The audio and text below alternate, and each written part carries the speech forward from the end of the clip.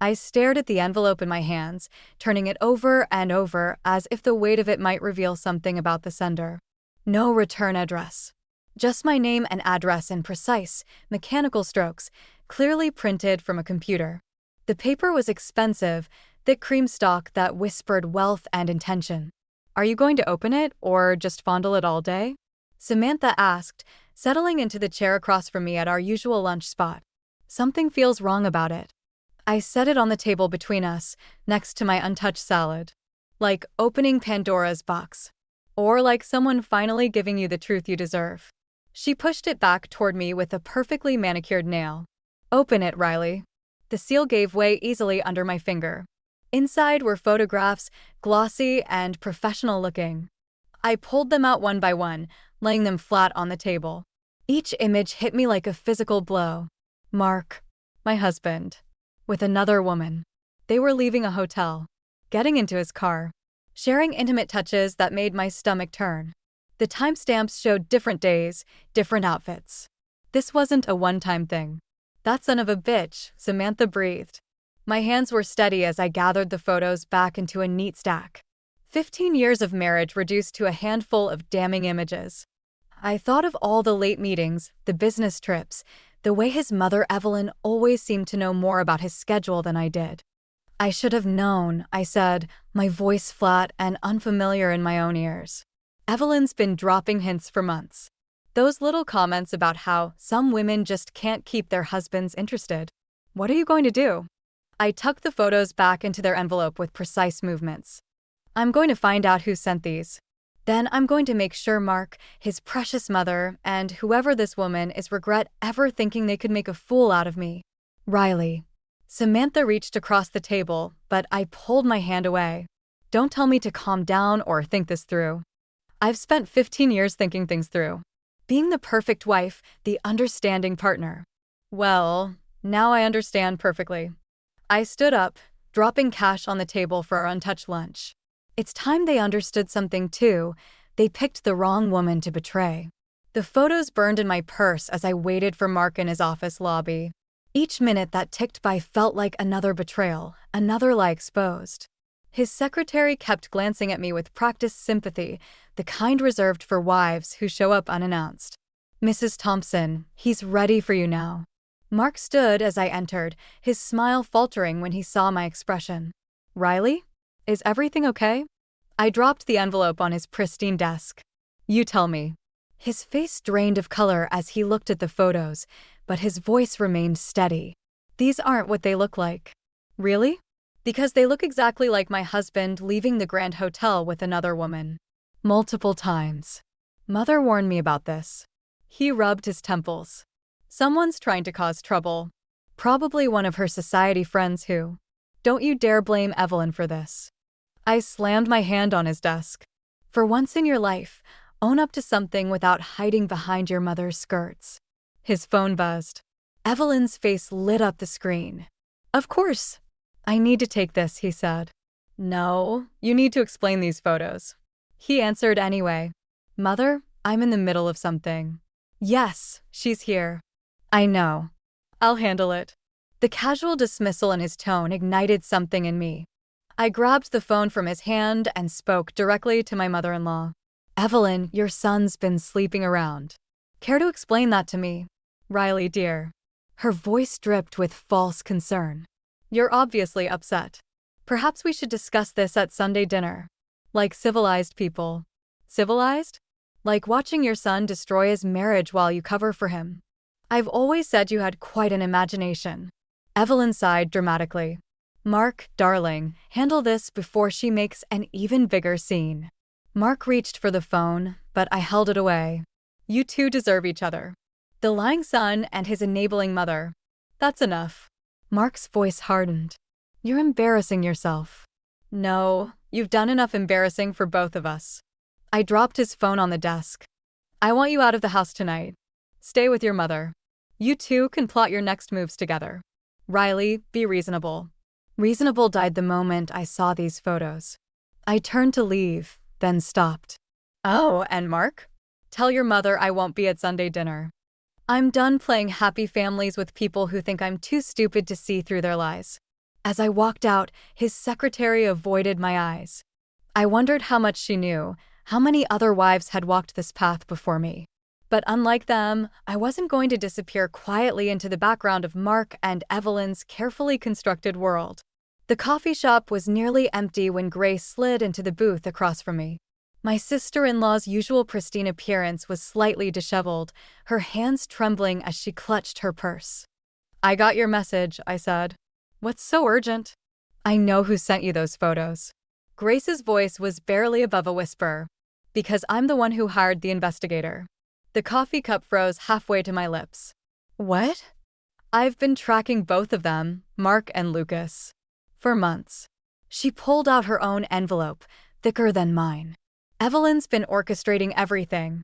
The affairs, the cover-ups, even which women they." Her voice cracked. I reached for the envelope, but Grace held it back. "Before you look, you need to understand. This goes deeper than just affairs. There's money involved. Lots of it. Evelyn's been systematically destroying any woman who threatens her control over her sons." "How long have you known about Mark?" 6 months. "But Lucas has been doing this for years." Grace's composed facade crumbled. 3 different women, all introduced by Evelyn at her charity functions. She vets them, makes sure they're willing to play by her rules. My stomach turned. She arranges their affairs? She calls them controlled distractions. Keeps her sons dependent on her to manage the mess. Grace finally slid the envelope across the table. But she made a mistake with the last one. The woman kept receipts. The new photos showed more than just hotel meetings. There were bank statements, text messages, and something that made my blood run cold, a copy of my prenuptial agreement with Evelyn's handwritten notes in the margin. She's been planning my exit since day one. Mine too. Grace's quiet voice had turned steel hard. "But here's what she doesn't know, I've been planning too. And I'm done being the quiet one who looks the other way." A text lit up my phone. "Mark, Mother expects us both at dinner Sunday. Time to act like adults." "They think we're just going to fall in line," I said, showing Grace the message. "Like always." "Then let them think that." Grace's eyes met mine, and I saw my own anger reflected there. "We'll go to Sunday dinner. We'll play our parts. But this time, we're writing the script. You know they'll try to destroy us. They can try." Grace gathered her evidence with steady hands. But Evelyn forgot something important when she picked us as suitable wives for her precious sons. "What's that?" "She taught us too well. All those years watching her manipulate everyone around her." Grace smiled, and for the first time, I saw the fighter beneath her perfect facade. "We learned from the best. Now it's time to show her exactly what good students we've been." I sat in my parked car outside Evelyn's mansion, watching Grace's text messages flash across my phone screen. Each one more urgent than the last. "Don't come in. Something's wrong. Evelyn knows. Get out of here. Now." But I was already stepping out of the car, my heels clicking against the cobblestone driveway. The front door opened before I could reach it. Evelyn stood there, perfectly coiffed in her designer suit, wearing that practiced smile that never reached her eyes. "Riley, darling, we've been waiting for you." The foyer felt colder than usual. Mark and Lucas sat in the formal living room, their faces grim. Grace perched on the edge of her seat, her knuckles white around her water glass. "What's this about?" I asked, though I already knew. "Your little investigation." Evelyn gestured to a thick folder on the coffee table. "Did you really think I wouldn't find out? I've been managing this family's reputation since before you were born." "Managing?" I picked up the folder. Inside were copies of everything Grace and I had collected, plus documents I'd never seen before. "You mean controlling?" "I protect this family." Evelyn's voice hardened. "From women like you who think they can waltz in and destroy everything I've built." "Women like us?" Grace's quiet voice cut through the tension. "You mean women who won't look the other way while you orchestrate our husband's affairs?" Mark shifted uncomfortably. "Riley, this has gone too far. Mother's right, we need to handle this privately." "Privately?" I laughed, the sound sharp and foreign. "Like how you privately met that woman at the Grand Hotel, or how you privately transferred money into accounts I never knew existed." "Those transfers were necessary," Evelyn cut in. Insurance, shall we say, against exactly this type of situation. Lucas finally spoke up. Grace, you can't seriously be supporting this madness. The only madness, Grace stood slowly, is how long we've let her pull our strings. Evelyn's smile turned predatory. My dear girls, you seem to have forgotten something crucial. I own controlling interest in both your husband's companies. One word from me, and you'll both be left with nothing. Nothing. I pulled out my phone, showing her the screen. You mean like these recordings I've been making since I walked in? Or the copies of every document we've found, already in our lawyer's hands? The color drained from Evelyn's face. You wouldn't dare. Watch us, Grace said, moving to stand beside me. You taught us well, remember? Every scheme, every manipulation, we learned from the best. For the first time, I saw real fear flash across Evelyn's perfect features. She'd created this situation, molded us into the perfect wives for her sons. But she never expected us to use her own tactics against her. Samantha's law office felt like neutral ground as Grace, and I spread our evidence across her desk. 3 weeks of careful planning had led to this moment. Once we file these papers, there's no going back, Samantha warned, reviewing the documents. Evelyn's already making moves to freeze both your accounts. She's not as clever as she thinks. Grace pulled out a USB drive. I've been documenting every transaction for years, including the offshore accounts she set up for Lucas's girlfriends. My phone buzzed. Mark again. Riley, Mother's hosting the charity gala tonight. Your absence is being noticed. People are talking. Let them talk, I muttered, but my hands shook as I typed a response. I'll be there. Grace's head snapped up. That's not the plan. Plans change. I met her worried gaze. Think about it. Everyone who matters in their world will be there. The perfect audience. It's too risky, Samantha interjected. Evelyn will have home court advantage. Exactly. I pulled up the gala's guest list on my phone, including Catherine Morrison. Grace inhaled sharply. The woman from the hotel photos? Evelyn invited her. She's getting sloppy, confident we've been scared off. I turned to Samantha. How fast can you get those injunctions ready? You're really going to do this? In front of everyone. Grace's voice wavered. We've spent years playing by their rules, being quiet and proper while they destroyed our lives. I gathered the documents into my briefcase. Tonight, we play by my rules. My phone lit up again. This time, Evelyn, darling, do be reasonable. Think of Mark's position in the community. Some discretion would serve everyone better. Grace read the message over my shoulder and laughed bitterly. Discretion. Her favorite weapon. Not anymore. I stood, smoothing my dress. File everything now, Samantha. By the time I walk into that gala, I want the Thompson family's carefully constructed world already starting to crumble. Riley. Grace caught my arm. What if we're wrong? What if this makes everything worse? I thought of all the nights I'd spent alone while Mark attended, business meetings, of Evelyn's subtle jabs at family dinners, of the way she'd trained us all to accept her version of reality. We're not wrong. I squeezed her hand. And nothing could be worse than living another day under Evelyn's thumb. Samantha began preparing the paperwork as Grace and I gathered our things. In 6 hours, we'd walk into Evelyn's gala, her perfect showcase of family unity and social power. But this time, we weren't coming as the dutiful wives she'd tried to mold us into. We were coming as the women she'd taught us to be, ruthless, calculated, and absolutely determined to win. The gala sparkled with false perfection, just like everything else in Evelyn's world. I watched from the entrance as she held court near the champagne fountain, Catherine Morrison at her side like a prized pet. Mark and Lucas flanked them, all smiles and charm, while the city's elite fawned over the Thompson family's generosity. Grace appeared beside me, her voice barely audible. Samantha just texted. The papers are filed. Then it's time. I stepped forward, but Grace caught my wrist. Wait, there's something else. Her face was ash white. Evelyn's already made an announcement. She's transferring control of both companies to an offshore trust.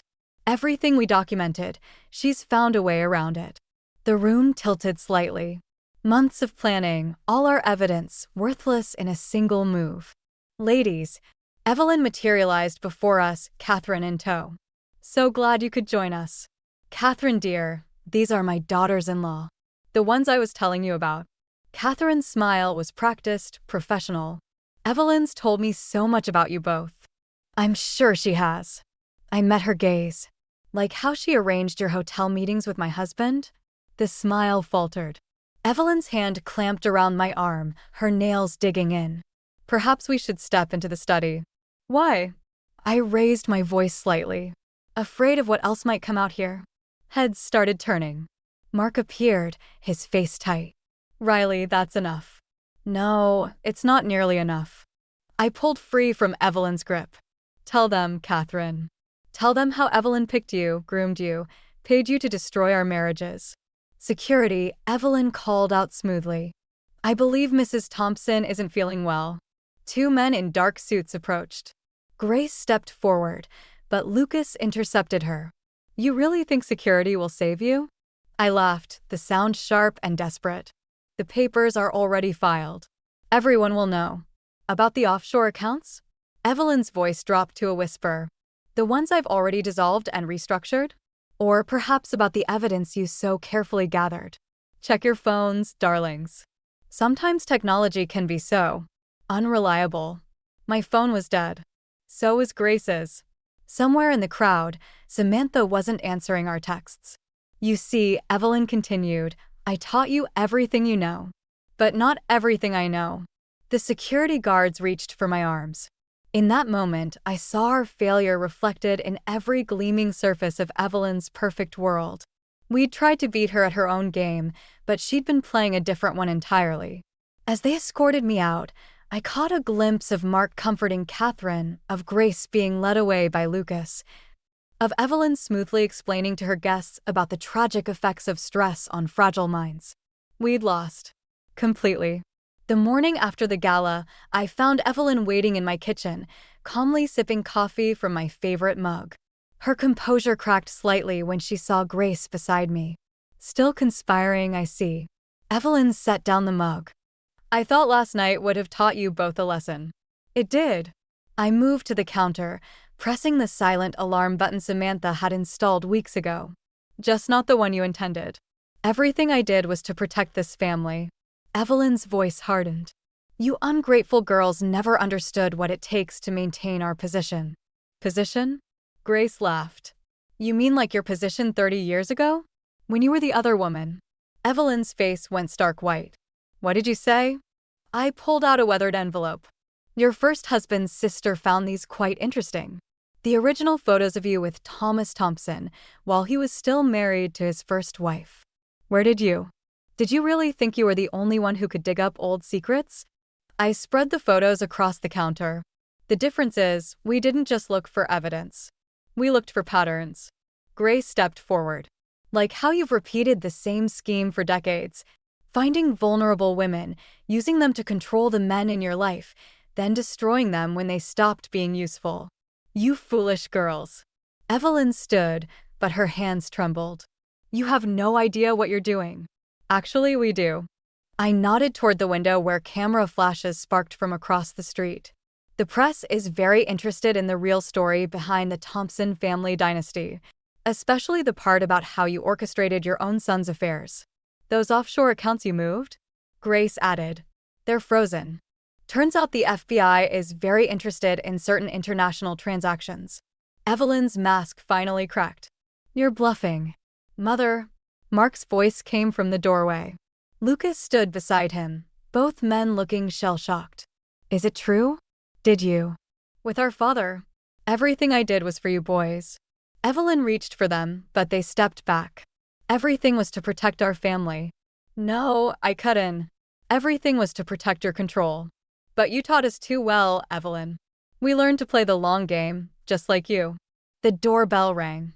Through the window, I could see reporters gathering, police cars pulling up, Samantha stepping out of her car with a team of lawyers. You see, I moved closer to Evelyn, watching her perfect world crumble in real time. The difference between us isn't who's more clever. It's that we were willing to burn everything down to get to the truth.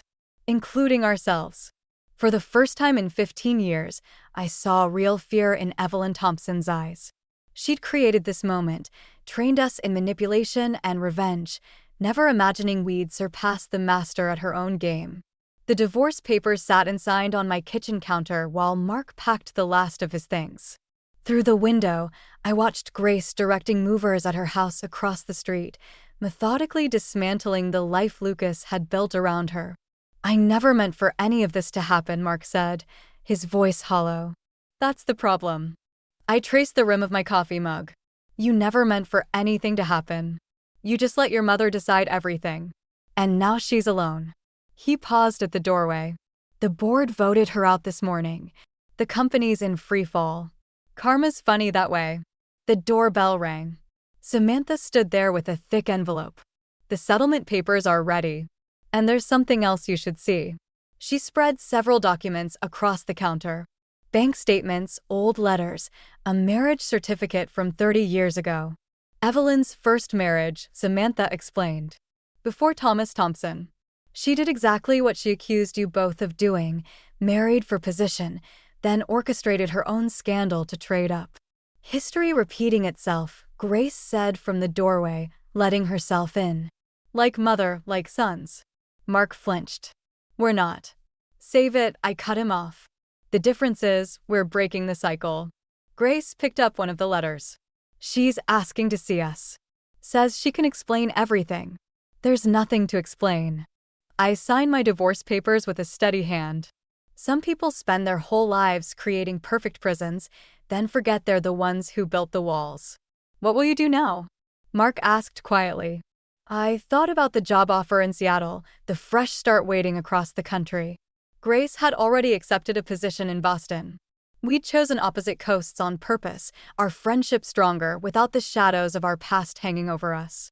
"We're going to live," Grace answered for both of us. Actually live, not just exist in someone else's story. The movers carried out the last box. Through the window, I could see reporters still camped at Evelyn's gate, waiting for the next chapter in the Thompson family saga. But our part in that story was over. "You know what's strange?" I said to Grace as we watched Mark drive away. "In the end, it wasn't about revenge at all. It was about finding our own power." "Maybe that's the best revenge," she replied, squeezing my hand. We stood there, watching the sun set on the perfectly manicured lawns of our old lives. Tomorrow would bring new challenges, new choices. But for the first time in years, those choices would be entirely our own. Somewhere across town, Evelyn Thompson sat alone in her mansion, surrounded by the ruins of her carefully constructed dynasty. She taught us everything about power and control, never realizing the most important lesson. True strength lies not in what you can take from others, but in what you can walk away from.